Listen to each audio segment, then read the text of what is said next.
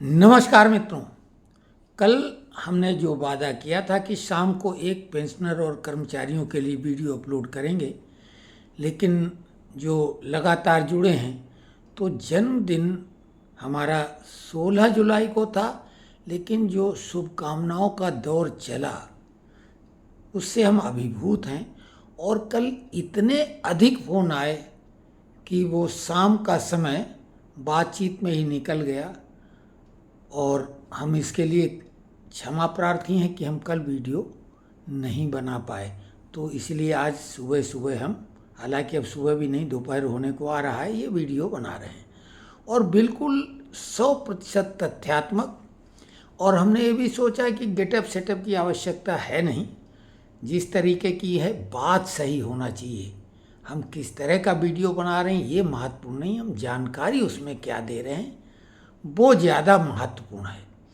तो इस समय खबर चलाई जा रही है महंगाई भत्ता को लेके, क्योंकि पे कमीशन में अभी रुकावट है। रुकावट मतलब 31 जुलाई की डेट दे दी है रंजना कुमार देसाई जी ने कि जो मेमोरेंडम हमारे तक नहीं पहुँचे हैं संस्थागत या जो बड़े श्रमिक संगठन हैं, तो वो अभी 31 जुलाई बढ़ा दिया, यानी समय बढ़ाया जा रहा है। और दो अन्य आयोग की वो चेयरपर्सन बन गई, हमने आपको बताया था। तो खबर क्या चलाई जा रही है महंगाई भत्ता को लेके कि भारी उछाल, ऐसा मतलब कभी नहीं हुआ। हालांकि वो 44 महीने की बात हो रही कि 44 महीने के रिकॉर्ड स्तर पर थोक महंगाई, यानी होलसेल प्राइस इंडेक्स, जो WPI इन्फ्लेशन का इंडेक्स होता है, वो बहुत ऊंचाई पर पहुंच गया। और उसके पीछे जो सबसे बड़ा कारण है वो हार्मुज स्ट्रेट जो है, जलडमरू मध्य मार्ग। आपको मालूम है कि सबसे ज़्यादा तो भारत को ही दिक्कत आई। भारत के 14 लोग मारे गए हैं वहाँ पे जो नाविक थे, बाकी किसी भी देश के 14 लोग नहीं मारे गए। उसके बाद 2 का आंकड़ा है पाकिस्तान का। तो बहुत बड़ी एक क्राइसिस है। तो इसलिए ये थोक महंगाई सूचकांक बढ़ा है, न कि खुदरा। जो हमारा DAR तय होता है वो खुदरा महंगाई दर के आधार पर होता है, उसमें अनेकों जिन्स होती हैं।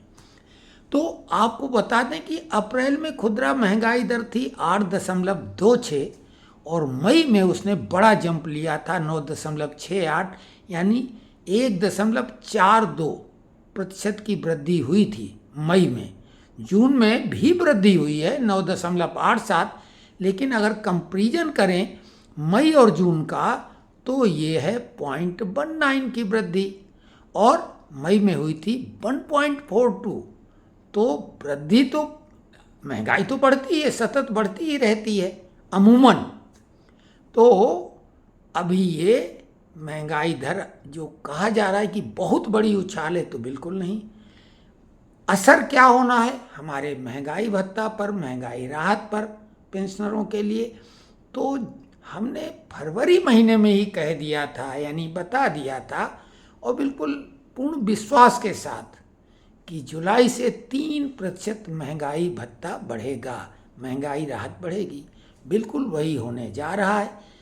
न वो 3 से कम होगा और न 3 से ज़्यादा। यही नहीं, हमने जनवरी 2027 के लिए भी बता दिया कि जनवरी 2027 में 3% से कम महंगाई भत्ता अब नहीं होगा। हाँ, अगर स्थितियां ऐसी ही रहीं तो 4% भी जा सकता है, लेकिन हमने ये नहीं कहा कि केवल 3 होगा, 3% से कम नहीं होगा। एक बात गाहे बगाहे जो और चलाई जाती है वो 18 महीने DAR जो बकाया है उसके बारे में।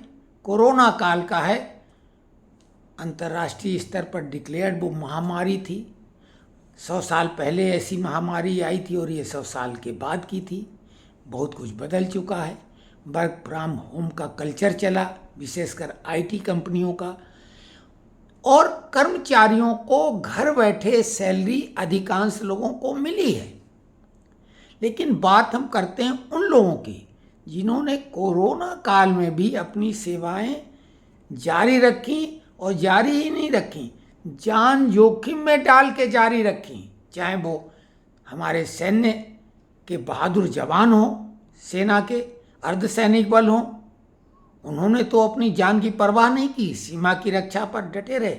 लेकिन अफसोसजनक बात है कि सरकार ने उनका भी जो है 18 महीने का डीए रोक रखा है, जबकि सरकारी तंत्र जो पब्लिक सेक्टर है, जिसको हम पीएसयू के नाम से जानते हैं, उसमें पहले तो डीए रोका नहीं गया और उसके बाद उनका डीए जो रोका गया था कुछ महीनों का बाद में, वो भी भुगतान कर दिया गया है।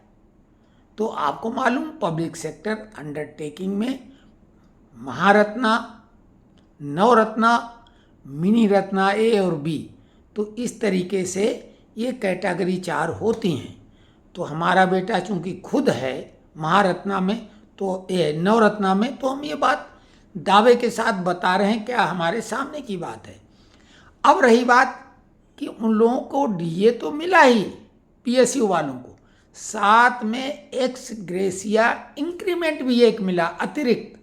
अब एक्स ग्रेसिया शब्द तो सुना लगेगा, लेकिन ये होता क्या है, जब कोई बहुत कड़े माहौल में, जैसे कि ये महामारी या कोई आपातकालीन स्थिति में कोई अपनी सेवाएं देता है, तो सद्भावना के रूप में अतिरिक्त एक बोनस के रूप में इंक्रीमेंट दिया जाता है, उसी को एक्स ग्रेसिया इंक्रीमेंट कहते हैं। तो पीएसयू में वो इंक्रीमेंट में भी मिला है। तो हमारी सरकार से विशेष अपील है कि सबसे पहले तो उन लोगों को जो कि कोरोना बैरियर थे, जिन्होंने कोरोना काल में अपने प्राण संकट में डाल के ड्यूटी की, तो वो केवल एरियर तो उनको मिलना ही चाहिए। एक्स ग्रेसिया आपने जैसा पीएसयू में दिया है वैसा ही उनको भी मिलना चाहिए।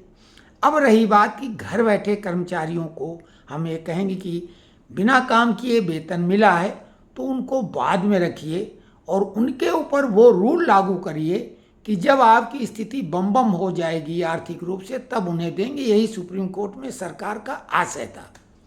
अब बात पे कमीशन की अगर कर लें, तो पे कमीशन में मुख्य रूप से फिटमेंट फैक्टर चर्चित है, और फिटमेंट फैक्टर पे जो 3.833 की बात की थी, हमने उसको नकारा था। तो लोगों ने बोला था आप ऐसा नहीं करो, आप जो बोलते हैं वैसा हो जाता। तो हमने कहा बिल्कुल ऐसा नहीं कि हम जो बोलते हो जाता है भाई, हम उसका फैक्ट चेक करते हैं।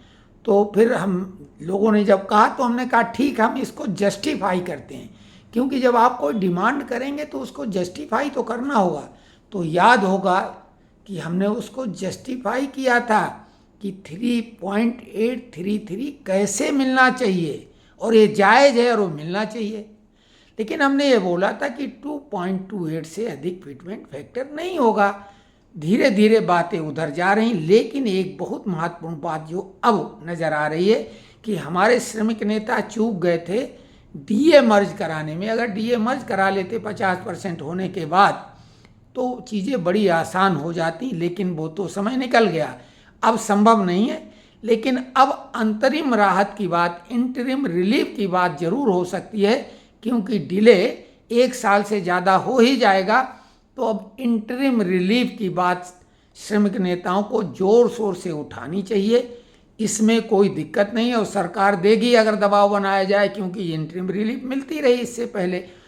तो यही हमारा आज का निवेदन है, और जो हमको शुभकामनाएं आप लोगों ने दी, निश्चित तौर से उससे अभिभूत हो चुका हूँ। और यही संकल्पबद्धता दोहराते हैं कि हम केवल और केवल तथ्यात्मक बातें करेंगे, बिना इस बात की परवाह किए कि कौन लोग देख रहा है, कितने लोग देख रहे हैं, आलोचना कर रहे हैं, नाराज हो रहे हैं। बिल्कुल नहीं, हमारी जवाबदेही है सही बात बताने की। अब रही बात कि उससे प्रसन्नता कितनी होगी, वैसे तो इसमें कोई बहुत फर्क नहीं पड़ता है। जो हक है वो कोई छीन नहीं सकता है, और चीखने चिल्लाने से कुछ एक्स्ट्रा नहीं मिलने वाला है, सरकार ऐसे नहीं देने वाली है। तो आज के लिए बस इतना। सभी को बहुत बहुत नमस्कार जिन्होंने यहाँ तक वीडियो देखा।